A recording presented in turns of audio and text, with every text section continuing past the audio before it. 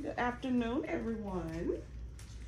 Okay, today I have Miss Lakeisha Morgan, which is our campus principal and my mentor, and I have Miss Angela Butler, who is our district lead counselor, also my partner in crime.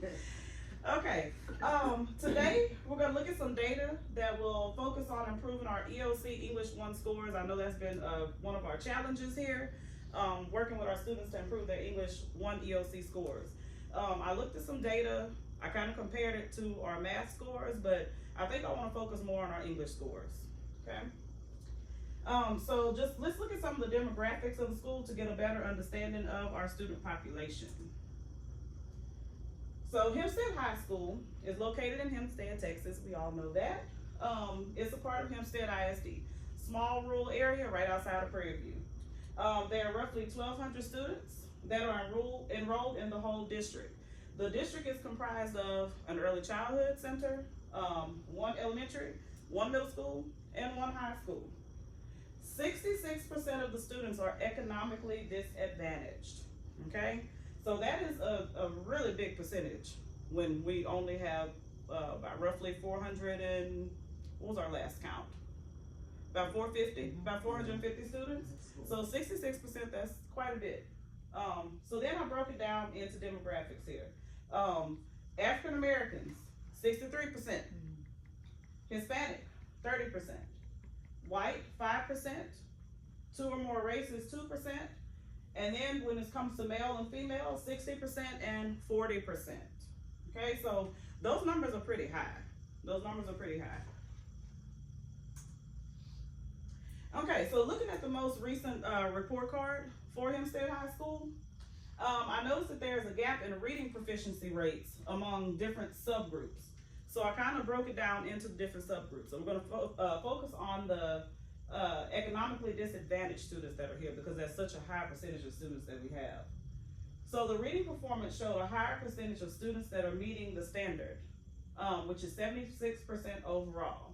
The report indicates that economically disadvantaged students achieved a reading proficiency rate of 51%, which is lower than the overall student population's proficiency rate of 76%. So when I saw that, I was like, yeah, that's definitely a problem of ours. Even though our English scores aren't that bad, our students' reading proficiency is lower than what it should be. The overall academic performance for all students in Hempstead High School shows that 44% are meeting grade level expectations in reading. Only 44%. How does this information help us develop a plan to achieve a higher passing rate for our English 1 EOC test takers? So we know we have our 8th graders that come in as freshmen. They usually get here and we have a lot of them that do not meet on their English 1 test. So I kind of want to look at what can we do to help their reading proficiency out. Okay. All right, so let's take a look at our ELC scores. So kind of tell me, what do you see? What do you see has happened from 2021-22 to 22-23 and now 23-24? We've gone up in all areas. Mm-hmm. Yes, we have went up in all areas. So the yellow is approaches or above, the green is meets or above, and the blue is masters. We definitely went up in masters. So hopefully we can keep going up in the masters. Anything else we noticed? The gap between the number of students, it's like we have more that are almost at level. Because the green is closer to the top of the yellow than all the other ones. Like, you know what I'm saying? Yeah. So when you see that, you might want to think about ways to kind of close that gap. So we have some of those kids that are like right on the edge, right on the edge of being able to pass that test. I guess I said it backwards, but yeah, you see what I'm saying. Yeah, so kind of closing that gap and getting them to realize that you're almost there, especially from this last year, from 23-24. So I'm sure our scores it's trending to go up. But I think one of the problems that our students face here is their reading skills. They really have trouble reading. And our economically disadvantaged population really has trouble reading. Their reading proficiency, their fluency, their comprehension. And that's what's stopping them from making a better score on their English test than making a better score on their math or their science. because it doesn't require as much of that. So we're gonna identify the gap. I think the gap in the subject we're gonna talk about today is improving the English 1 EOC scores of our economically disadvantaged students at HHS by improving their reading skills. So we're gonna come up with some challenges that our students face, and then we're gonna come up with some solutions, okay? So let's just kind of piggyback off each other about that. All right, so some of the challenges that our students face when it comes to their reading proficiency are economically disadvantaged students. So when you think about those things, think about those kids that might not have everything. What are their challenges which keeps them from passing their test? Number one, we have a high percentage of economically advantaged students, so I think that could contribute to their reading scores.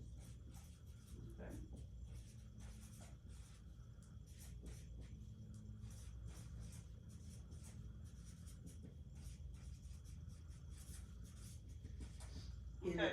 In that percentage of students that are economically disadvantaged, we also have a high percentage of students that are Hispanic and are English language learners as well. We've gotten a lot of students who have only been here a year or two, and their English level is not that good. So I mean, it's contributing to their reading if you can't read. So with our high percentage of EB students that we have, like, what are some of the things we can do for that group of students to help them? I know here we do have our ESL class, our EB class with Ms. Duncan. She's awesome. She does help them. What are some other things that we can do? Because we have had an influx of students come in from other countries, and it's kind of hard to immerse them into an English classroom. Making sure that, one thing is making sure that the students, well, the teachers, but we have teachers here that speak Spanish, so like making sure that the students know that there are people other than Ms. Duncan, you know, who speak Spanish, because we actually have, you know, quite a few down that one hallway, so Yes, like, we do. just making sure that they're aware of it, and then making sure that the teachers recognize that we have students that like might have that blank look on their face and really need some help. Okay. I don't think we always think about that. Like walking down the hallway, I don't necessarily think that, you know, the kids are walking around not understanding what's being said around them, but it's really possible they are. So they should be able to reach out. Okay. So I put place students with Spanish speaking students, like place them with other Spanish speaking students, and making sure their teachers are aware, because we do have several teachers that speak Spanish as well. I know we had an issue just the other week with a student that just came from Peru, and it was kind of hard for them to immerse into the English classroom, although they are very bright in math. They're very, very bright in math. They just can't understand the language. So they, you know, reading and across of all the subjects is kind of hard for them. I feel that another challenge, I know we talk about EB students, but another challenge as a whole could be parental involvement. We do have a lot of, with those students, with our EB students, a lot of parents, you know, are scared to come to campus, and it's not due to anything that we're doing wrong, but it's based on outside factors that impact that. A lot of them work full-time hours, and they just, you know, they don't have time to come to the campus. Like I said, we're in a low SES school, so parents are out working 8 to 5. They don't have time to be involved. They're not really knowing if their kids are home reading or, you know, any things of those nature. So I think that's a huge challenge as well. Exactly. I mean, the kids are watching the other kids, and there's no resources for anybody to be like reading to each other if the parents aren't able to or aren't there to help them. They, you know, what are they doing? We also have, like, with our parental involvement, thinking about our EB students, if we could maybe start something for them, like have some evenings when they can come up and they know that someone will be here to speak to them in Spanish. I think a lot of them don't come out to our activities because they're thinking, oh, well, they don't have an interpreter, I won't be able to understand, or like you said, they're out working. So possibly we need to focus on with our EB students, making sure that we have the supports that, not only for them, but for their parents as well. So, Sometimes those families too, not necessarily just EB families, but like a lot of our socioeconomically disadvantaged students, their family situation isn't, I mean, it's not necessarily what some would consider, you know, normal or whatever. I mean, there's one single parent families, there's families with grandparents raising, you know, grandkids. We've got all kinds of situations. So I mean, we have to look at, you know, is there even a parent around? Like, is, you know, where is all that coming from? I mean, there's no stability in these homes. These kids are just out there raising themselves. I mean, a lot of them have to work too. So a lot of those students have to work. And a lot of times we send home things for them to read, and our books are also in English. So maybe we need to focus more on the computer. or on the computer. Yeah. So I think maybe strengthening our bilingual program here, just making sure that if we send something home, we send them something to read, or even our library, if we want them to go check out books, we want them to read. So maybe reading would be easier in their native language sometime. Although we want them to learn English, we also want them to be able to read in their native language and be able to comprehend so that they can kind of pass those tests. And then kind of piggybacking off that, you're saying, we're talking about reading as a whole and what it's gonna take in order to raise the English and the scores. Well, an interventionist is also key as well. I mean, if we had, last year we had the reading interventionist position, which it was a small group. They got to hone in on more one-to-one and small group discussions and interventions. However, now we don't have that reading interventionist. So, you know, that kind of halters that. And it was due to budgeting. However, I just feel that that's something I'm going to try to fight for so we can get it back. You know, so we can have that small group, you know, intervention. I just thought of something else too that we've had happen before, but I don't know, I haven't really thought of it in a while. So a lot of our EB students, or especially the ones we've gotten recently that come, you know, let's say straight from Peru or straight from Cuba. We had Cuba the other day. Because of the lack of communication, right? Even in a classroom setting, let's say, some of these students might have other disabilities, other issues that we would never be able to diagnose unless they came in with some sort of paperwork that told us that. I mean, we could have EB students who are dyslexic and never know it. So even if we were able to give them, or even if they're reading it in Spanish, they're struggling with reading it in Spanish because of some other issue. And, you know, that might be something just because of the lack of communication, we wouldn't even know to test. And I think a lot of time when we have those students come with their parents, they don't really think to tell us that, and they don't think they can get help in those areas. I think we just need to kind of bridge that gap of making sure, letting them know they can come up here and talk. They don't even know it exists because they'll just think, oh, my kid just didn't read for a while or whatever. But when in reality it was actually something else they didn't even know to look for. I'm sorry. The other thing that I was thinking of is that, like, we've also been seeing a lot of, like, just roaming children. I mean, like, since COVID, I guess, or maybe even before that, kids are instability. Not even in school. I mean, we're getting kids that haven't been in school since middle school, kids that have been, you know, homeschooled, quote, homeschooled, kids that have actually been homeschooled, kids that have just done nothing. We've got kids that have been in custody situations. I mean, we have all kinds of stuff where, you know, now they're coming to a high school, they're 16 years old. We can't just throw them in with 12-year-olds, or 10-year-olds over at the middle school. So what do we do? How do we deal with that? And especially EB kids of that situation. But they're coming in with, you know, 4th and 5th grade reading levels, if that. And they skip like important reading skills. Right, absolutely. And I think that's one of our big problems too, that we have some of these babies that were in elementary and middle school when COVID happened. Some districts had it together, some didn't, some were at home, some weren't doing anything. And especially in elementary, you know, my background is elementary. Coming from elementary, if you miss like that kindergarten, 1st, 2nd, 3rd, anything in elementary, you miss those skills, it's gonna be very hard to catch up. So now we put them here at high school, and we're expecting them to read this novel, and we're expecting them And to be able to understand it and be able to understand it. evaluate it, Yes. and to be able the to picture in compare their and head. contrast it. Yeah, You know, they can barely Yeah. get through the sentence. exactly.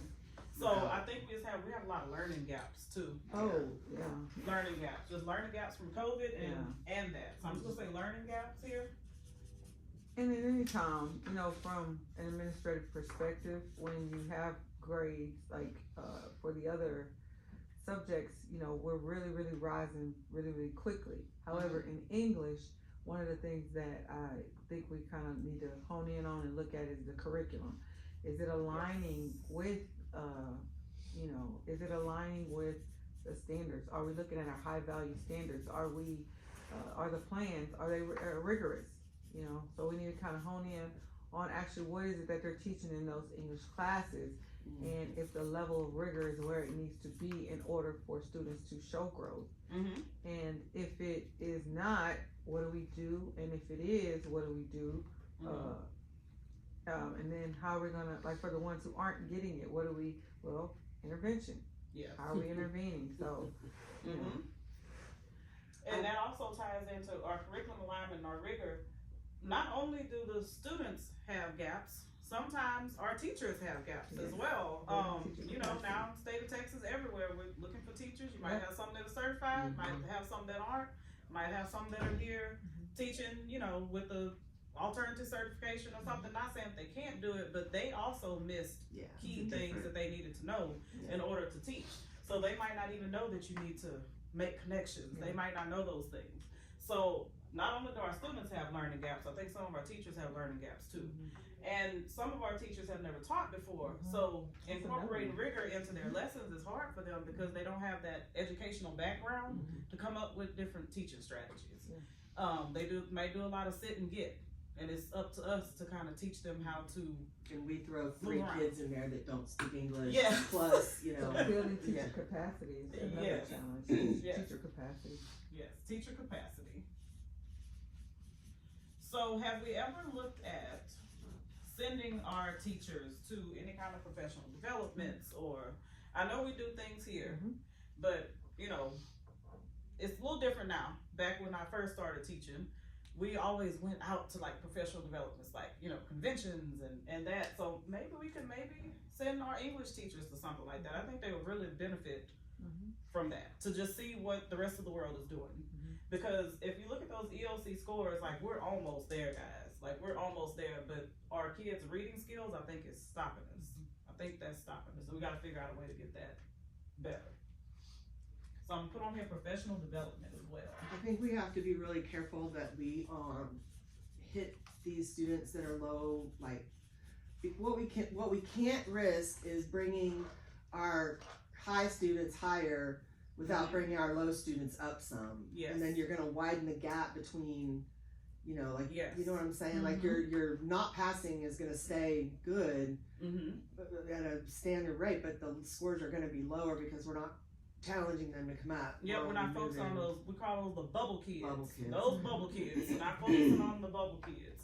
And because it's easy to focus on the high functioning. You know, it's easy, like, oh yeah, I can it's get more that fun. master. Yeah, it's I mean, more everybody fun. wants to do everybody wants to do that. But we need to focus on those bubble kids. It's like right at the cusp. And also just showing the students, I think, showing them their scores. Because a lot of times we tell them, you know, meets, did not meet, but they don't know that they're actually really close to it. They're actually close. What would make the difference? Like what would make the difference? Okay, so that's some challenges. So we talked about those challenges.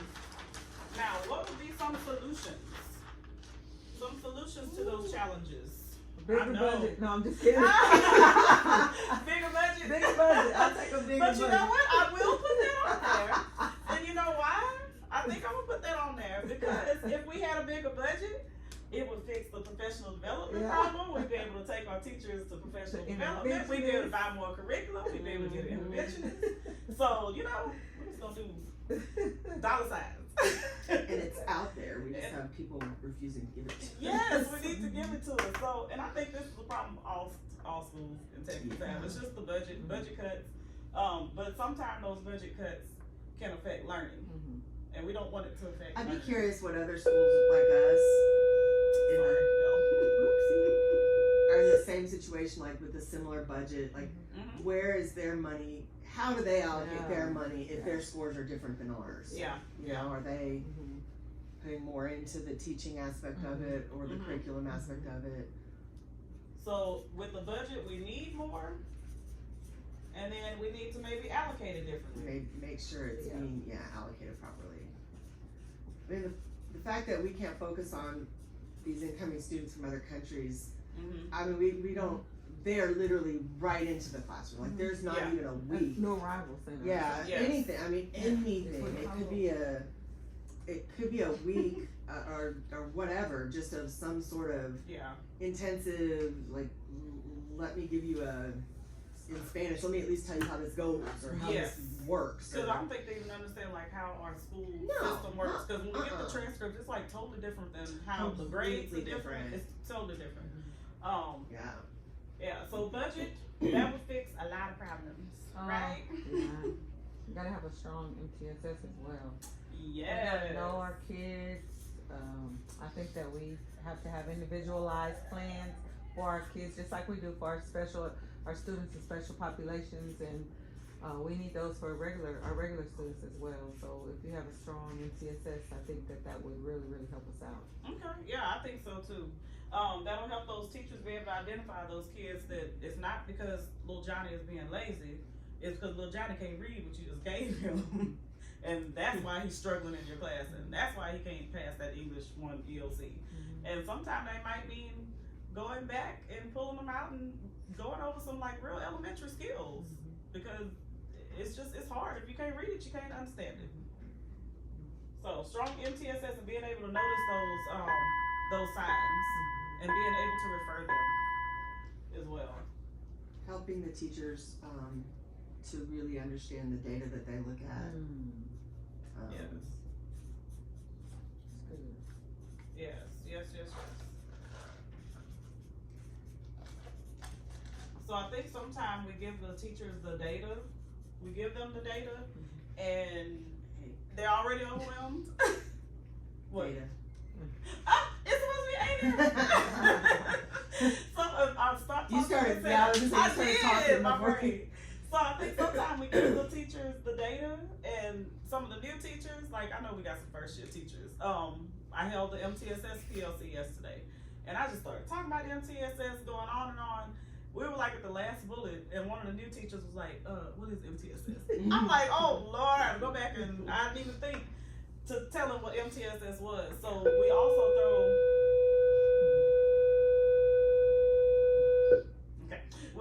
throw data at them and just put out all those numbers, and they don't even know what it means. So we have to make sure our teachers understand the data. We even need to understand it sometime and get told what it means. So that's smart. We need to work on that with our teachers. I think if you Go ahead. No, sorry. no. I was just gonna say, like, it's gonna sound way too mathy math. The math, Oh, no. the math is gonna be mathin'. The but, math. but no, for real, like, understanding the data, like, you can get so deep into it that you can see the trends. You can look at students, like, let's just say a student's struggling with passing English, right? And you go back and you look at all their tests, and they're getting, the trend shows that they're getting a little bit better each time they take it in Yeah. one area, right? Mm-hmm. But if you don't see that trend, I mean, you can focus on that one area and make them knock it out of the park a whole lot easier than you can going back to one where they've never gotten anything right at all and trying to get them, not saying you ignore it, but like, Yeah, you focus when you on notice that those strong trends point. in the data and you're not just, I mean, And I know we have, with our MTSS system and our advisory, we have the folders that Principal Morgan put together that actually has all their data in there, and they can see, oh dang, I was kind of close to passing it. And I think where the T's are super specific, like in math classes and stuff, I think it's probably easier to look at Yes, that. that because you specific skill. Yeah, but But it does I would help. say our English teachers could do the same, because when they take the MAP test, correct me if I'm wrong, Principal Morgan, when they take the MAP test, in there it shows like the teaks and like what went with what teak. Okay, so our English teachers, they could use that information as well and like focus on whatever skill it is that their students need to focus And on. I think that's kind of what we did. I mean, I think we did do that. That was the whole point of this advisory Yeah. intervention. I mean, and it worked, obviously. And it is working very well, yes. I just think more of that, Mhm. to me, seeing the significance that it made already, the Mhm. change impact it had already. So just tweaking that, making sure that we hone in on it. Yeah. Mhm. Keep So it we going. kind of talked about one of the challenges was teacher capacity, and that was kind of stuck in my brain Mhm. because in building teacher capacity, we have to ensure that teachers are having that coaching and feedback that they need in order to be successful. Yes, I'm a first year teacher, but I'm still getting paid to teach.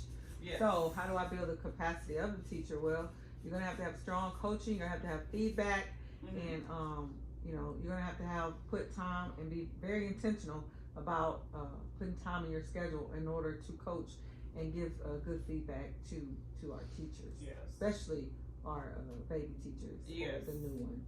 Yes, because when you do all that coaching, if you don't go back and get feedback, it kind of makes them feel like, well, they're just telling me what to do, but then nobody came back and checked on to see if I'm doing it. Yes. Expectation. Yes, expectations. And then, then we fuss at them about their scores later, and it's like, well, did we really give them what they needed to be successful? Right. I remember when I started teaching. Mhm. When I started teaching, I was a math teacher, right? But I didn't come from a teaching background. I did alt cert and came in to teach. Mhm. And I just oh yeah, I'm just gonna jump in. I started teaching geometry. It was great, right? I'm explaining everything. Of course, I realized 2 weeks into it, oh my god, geometry isn't taught like it used to be. Mhm. Where's the proofs? Where's the theorems? Where's all this Yeah. stuff? And I was like, oh well, that's not how you teach it anymore. Now I'm confused. But one of the things that I wasn't taught or that I never realized was I'm teaching my heart out. Yeah. And I'm understanding it. I'm getting it. Yeah. I give a test and it's they make 20s or whatever. Mhm. There was never my knowledge of education didn't allow me to say, oh, let me stop midway and check to see if they're getting it. Or let me Yeah. spiral back through and reaffirm something I did, yesterday. And without having a coach in there telling me that, Yes. I could have gone round and round. Mhm. Fortunately, I had Ms. Herbert who said, hey, Yeah.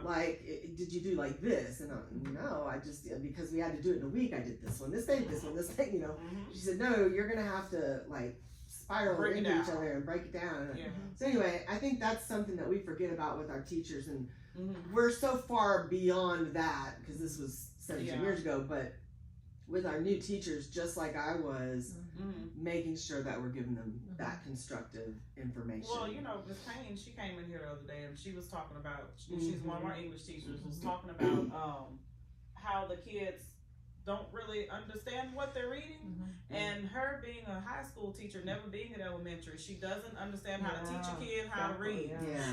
Yeah. So she's like, I just know they get in there and they read. I don't know how to teach them because, it's a science to reading. For It is a sure. science to reading. And our high school teachers don't have that background. I'm not expecting them to have that background, but maybe know just a little something about it.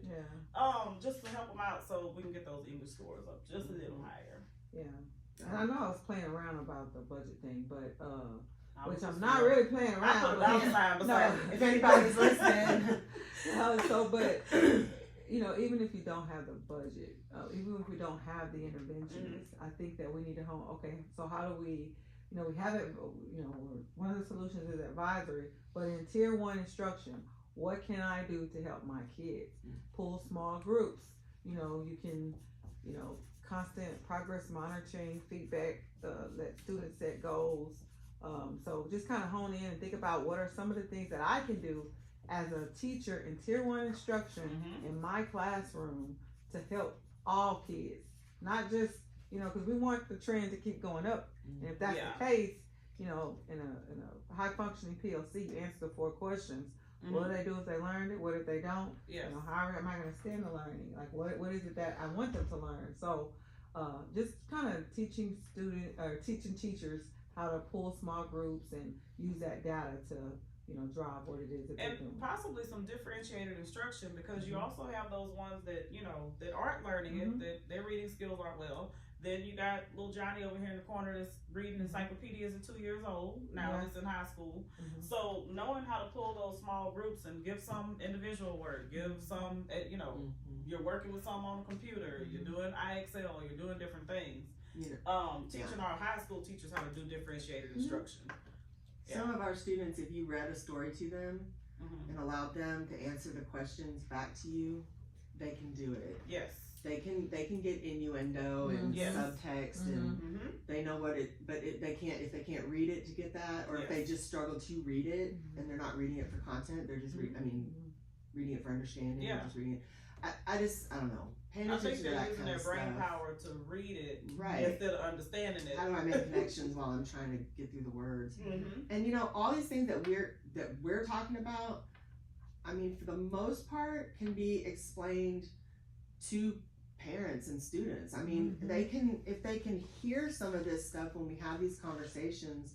I mean, I'm not saying we sit down and we talk about tier 1 instruction and blah, blah, blah, blah, whatever to parents, but explaining to them what it means to receive an intervention, or how good it would be if they sat down with their child and just had them do A, B, or C just once a week even, or whatever. And it can be something as simple as just reading them a story, or having them read back to them, or anything. Like, it could be that simple, just having that parent involvement. But a lot of our parents are intimidated by that. They don't understand it. Well, a lot of our parents have reading issues themselves. They do, true. They They do. do. They have No, reading they do. issues themselves. Yeah. And they can't read it, so then they can't even help their child read it. And trying to get our high school students interested in reading, like, we've got to figure out, like, they're just not interested. We put them on the computer so much now because that's just the way it is. But just getting them interested in reading. Building a culture, making it of reading. fun. Yeah. Yes, building a culture of reading, making it You fun. need to get them little, what are those electronic books called? Kindles. Kindles. We get them Kindles. Yeah. Because now, I mean, they're much more likely to, I don't know, if it doesn't connect to the internet, they probably won't want to, but. Speaking of connections, Yeah. another solution is having our teachers pick books that, like, the students can connect with. So our economically disadvantaged kids, if you're reading a story about something where they ain't ever Flying to New been, York or and they taking probably a will never taxi go, and- they can't Yeah. even picture that in their brain to even answer the question that might be on the test. They might be talking about mountains in Colorado and snow. Our babies ain't never seen no mountain in snow Oh, yeah, in we used to Colorado. We used to talk about that all the time when it came to like standardized testing in math, where they'd say, so and so has a cell phone and the rate is XYZ, and they're like, my family has one cell phone. I don't know what the bill. I've never looked at it before, or taxi cabs, or riding a train, or any of that kind of stuff. They don't sometimes can't relate to it. So if you can relate to something, at least you can kind of make an educated guess. But sometimes our kids don't get any of that. Yeah, they can't get any of that, and their vocabulary isn't as broad. They can't understand a lot of that. You've got to expose them to new things. Yeah. And get to understand, like, and Ms. Herbert understands that math test so well, so she's able to like explain some of those things in there that it's not as bad as it used to be, but still some of those things she can kind of get to the kids and explain that to them. But that's really hard to do, like with reading. So I think the more that we can expose them to and give them, because we take them to colleges and you see how they've never eaten out. No, they have not. Hempstead or whatever. And I think for our kids to understand that we're not teaching you how to read just to take this test and pass it so we look great. We're teaching you how to read well so you can go out and function in society. You can't even go to the airport if you don't know how to read. Like, it's confusing at the airport. It is. You need to know how to read. You can't buy a car because you can't read the contract. Exactly. And so maybe our teachers need to incorporate that into their lessons, because I think a lot of our kids think, oh, it's stupid. I don't need to read. They just got us reading Shakespeare. They got us reading that. I don't know. Like you said, pull out a contract for a car. Pull out a job application and say, you're going to have to read this. You got to understand what your job responsibility is, what they're asking you to do. So me teaching you how to read isn't just so I can make their little bar graph go up. And I'm sure they can find simplified versions of them. You don't have to get the, But like So a maybe contract, that's like just a lease agreement, something about, yeah. I mean, some of our kids have to move, and come May 25th, yes. they don't understand what a lease, Yeah. and I cannot tell you how many kids are like, well, I was living there, but then I left and went, how did you leave? Did you Mhm. not sign a lease? Yeah, I guess, I don't Yeah. know. I mean, what do you mean? Like, if you did, then you still owe them money, or what? They don't Yeah. understand that part of it, and some of it is because They can't read it and can't read understand it. and Yeah. understand it, They yeah. can't read it and understand it. I saw you just put lesson plan under there. That kind of made me think about the work as far as the lesson plan. It's okay to write lesson plans, but are you internalizing the lesson? Do you know what it is that a student is supposed to learn and know and retain? And do you know your high value standards? Are we implementing the high value Yes. standards in the lesson plans? Or are we just writing it to check a box? And, A lot of you know, times, yes. So, but in order Yeah. for the English teachers, everyone, but since we're talking about English and raising English scores, looking at the lesson plans, have the teachers internalize them? Do they know what it is that the kid is supposed to learn whenever they leave out of the class for that day? So kind of teaching teachers a lesson cycle. We Yeah. do like a do now, I do, we do, you do, and then at the end, the exit ticket. The exit ticket, that's kind of showing them what it is that by the time you leave this classroom today, this is what the expectation is for learning, and having learning objectives on the board as well. So they got to know what it is they got to teach in order Yes. to grow. So another solution I was thinking about with our economically disadvantaged students, they love treats and prizes and like they love winning and competition. Yeah, like they love competitions. So I know we have a little thing out there, a little bulletin board with their scores, and I don't know, maybe we can make different competitions. And honestly, you can get them favors a bag of Takis, and that's all you got to do. That's all you gotta do. They like to have a prize and they like snacks and things. So either a school-wide, competition, or you could have like, a class-wide competition. Okay? That's a good idea. Perfect timing. Also, right? Perfect timing. English across the curriculum too. Oh, writing across the curriculum. Yeah. Writing Oh, yeah. across the curriculum. Yes. Yes. Writing across the Getting other teachers involved in the whole concept. Which, I mean, they do, they just don't realize they're doing. Yes. Oh, that's that's. I mean, they're reading in history, but nobody's really thinking about it. No. Mm-mm. And maybe that's what makes them do better at our history test because they don't know they're reading. You know what? That and the fact Maybe that that's they were what it is. missing about, that's actually a Yeah. really good concept because they're getting facts there. Yeah. They're not necessarily having, I mean, they understand the fact because it's a straightforward, they're not Yes. having to read it. And also, you know what, I'm sorry, but that may be too why some of our kids struggle in like the dual credit histories where they're having to talk about Mm-hmm. like why did this happen in history Yes. Yes. and not just on this date this happened. Mm-hmm. And with our economically disadvantaged students, if they're in history class, maybe we can connect it to some of the historical figures that they like, and I don't know, basketball players or something. Right. It's about those connections, because Yeah. with our students here, if they're not connected to the situation, they don't want to learn about it. So we have them reading Shakespeare, which I know is probably something they have to do. They probably have to read about Shakespeare, but they don't understand it. They don't understand it. It's hard to understand. Maybe try finding some books or something about some people that they actually like and that they know. Okay. All right. So our next steps. In the next few weeks, we are going to come back together and have another meeting. And I think we should move forward with the implementation of our MTSS system. So how do y'all think our MTSS system is working out here? So we can start identifying these babies that are struggling. I love the way that we kind of train our teachers. I kudos to you as far as the MTSS and the form that you've built and created for our teachers. You gave them training. We did our beginning of the year training, so now they know what it is to look for.